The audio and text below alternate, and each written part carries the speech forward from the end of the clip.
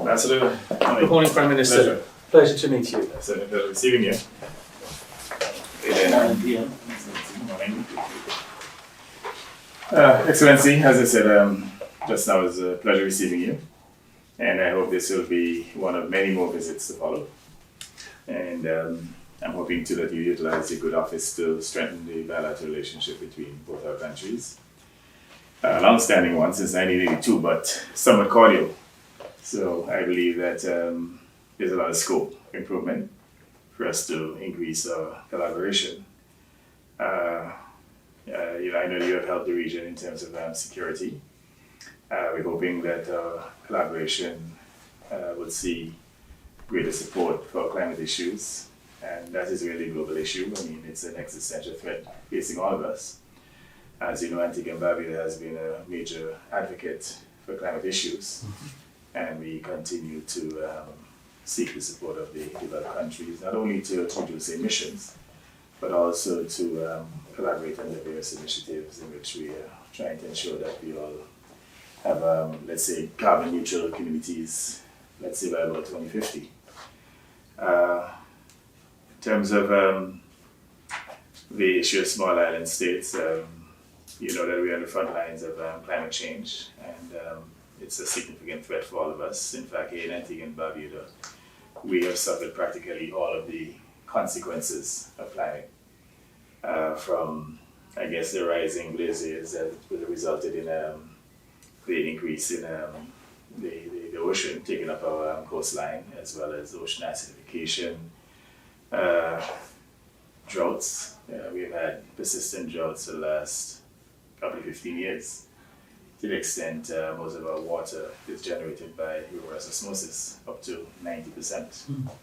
So I believe that is one of the areas in which the kingdom could probably collaborate with Antigua and Barbuda, and in wastewater management, I believe even probably waste energy technologies. We're hoping we can explore those possibilities. We also have a couple of issues affecting the region, including Antigua and Barbuda. The issue of the blacklisting of Caribbean countries. You know, the European Union has been blacklisting countries, but we observe that they only pick on small, powerless countries. The larger countries that are violating, and the countries where the assets are actually domiciled, you know, they go unscathed. We all know that most money laundering takes place in Europe and North America.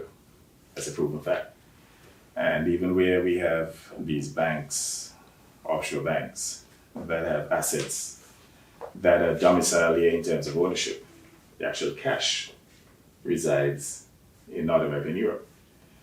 We believe that what is important is for us to have a more collaborative approach, one in which we could share information, so that if we share information on these depositors, you have the methodologies, you have the capacity to freeze funds that are located in your jurisdictions.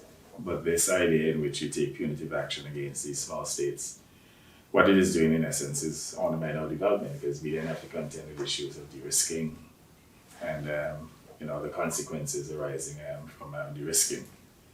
There's also the issue now with the CIP, that is the investment immigration programs that we have in the region.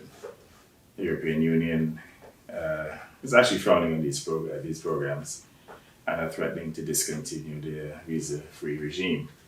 Again, we don't think that type of approach is helpful. I think what is needed is greater collaboration between these countries and the European Union, so that any concerns that they may have, any weakness in the laws and the administrative arrangements, we can strengthen those. You know that there was a recent assessment done by the European Union, and we observe that they now put in a framework in place in which if you have an investor immigration program, that is justification for removing the visa-free access. The issue with that is that practically all countries have some form of immigration investment program, and we find that will be somewhat punitive and could be very consequential, because some of these countries within the region, up to 60% of the revenues come from these programs. So it could be a situation in which you're plunging these countries and their people into poverty, literally, by literally taken a measure that will impact on their respective programs. So that is an area in which we like to see greater collaboration as well and cooperation with the European Union, rather than this unilateral sanctioning of countries. I mean, no Caribbean country would have taken any decision not to cooperate. It is true that we have capacity building issues and may not have been able to move as fast as the European Union would like. But a simple engagement, starting with some form of discussion, letters of commitment, and action to show that we're committed could help. But we find that they're very quick to punish small islands, especially the Caribbean. And the big issues in terms of where the funds are being laundered, those go unscathed. We know that Britain has been a proxy for Russian money.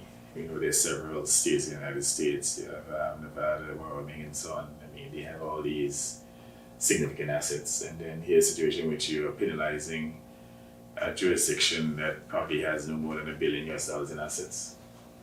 That's a paltry sum. If indeed there was a significant amount of money laundering taking place, our jurisdictions would have been bigger in terms of the amount of assets listed as being domiciled here. And I said listed because the funds are not here physically. They're banked in North American and European banks. So we're hoping that you can help us with your good office to communicate to your capital the concerns that we have and our desire to have a more collaborative approach so we can address these issues before they exacerbate into more significant threats to our development. All of us are working towards achieving our SDGs. These small countries in the Caribbean, they are among the most vulnerable in the world.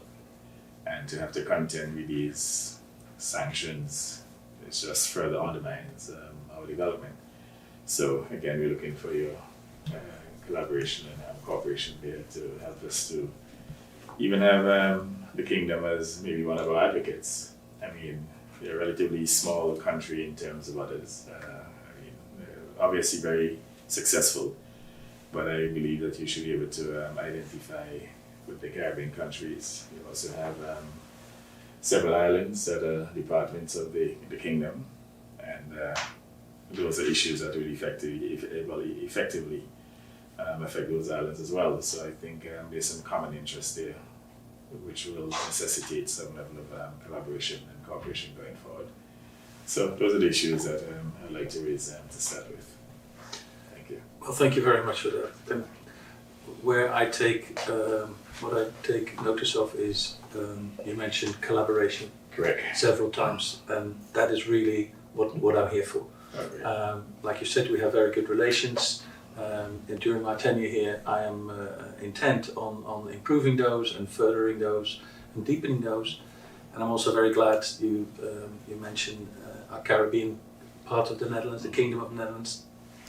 I'd like to say we're your Caribbean neighbour, and our countries and our municipalities, the other 3 smaller islands, face the same threats in many ways, whether it is to do with water, whether it is climate, waste management, all those sort of issues. So we're very much aware of the challenges that a lot of the countries in the Caribbean have. Right. And we are ready to work together and find solutions together on a myriad of issues which you mentioned. It is true that I've noticed that there's, you mentioned a lack of capacity building is necessary. Because it is one thing to get all sorts of rules put upon you or demands put upon you, or even if you yourself as a country want to put out a tender or a project or a report on a project, sometimes these don't come about or they don't come to fruition because the capacity is not there. And that's something that we would really like to work with you on. Good. So in that matter, we're a small country, not as small as Antigua and Barbuda, but we're also a country that faces water challenges. For many centuries we've been battling the water, but we've embraced it and worked with water and nature. So we have developed many technologies and solutions to combat water challenges. And that is something we would really love to work on. Well, when you speak to your water challenges, you're one of the largest agricultural That's producers, another one. Clearly you must get a lot of rainfall. So we do get a lot of rain. Yeah, we But do then- get a much more sun, which also is a beneficial. So what is the factor. challenge in terms of your water production? I mean, besides this issue? Well, a large part of our country is below sea level. I see. We live on reclaimed land, a large part of our country. We have about 17, 18 million people on a small, what we consider small area. So we've developed agricultural technology which helps use less land, not erode the soil, vertical farming, less emissions. So it's a whole combination of things that combat, on the one hand, food security, but also climate challenges. And that is something that we would love to work on together with you. Sure. Yeah, access SIDS. Have we got any support for SIDS? I think through the UN agencies, Yeah. but not directly. Well, let me thank you very much for your support. Yeah, perhaps I can add that we take the SIDS very seriously. As you mentioned, we have our own SIDS in our kingdom. We've contributed $100,000 to UNDESA to help countries to prepare and to bring delegates here, because we think it's important that many delegations are participating. We ourselves taking it very seriously. We're coming with a large delegation with the three prime ministers from Aruba, Curacao, and St. Martin. Great. And our foreign minister is coming. So, and I hope to be here as well, of course. Sounds good. So we're really want to be an advocate for the SIDS. Very good. I'm very happy to hear that. And again, we thank you for your support. It promises to be, I'd say, a conference with a difference. Yes, I hope As so. we set a new trajectory to achieve the SDGs within the next decade. So we're very happy to be taking up the leadership at this point. And we'll make sure that we work assiduously to develop the strategies and the programs so that our countries can become not only climate resilient, but that our people enjoy resilient prosperity. Mhm. So again, thank you very much for your contribution. Good. All right, any other issue, Ambassador, that you want to raise? No, I think you've covered most of the issues. Over the years, we've always had support for scholarships. Right. And through the Netherlands, they offer one of the best protocol training institutions Yes. around in Ireland. We've had a few persons from here training. The invitation has gone out again. Yes, there's one that just came up recently. Well, thank you So we're again. thankful for those, yes. I appreciate it. Okay, we have a little token appreciation here to share with you. What's it? A ceramic bowl. Okay. So, pleasure. Sorry.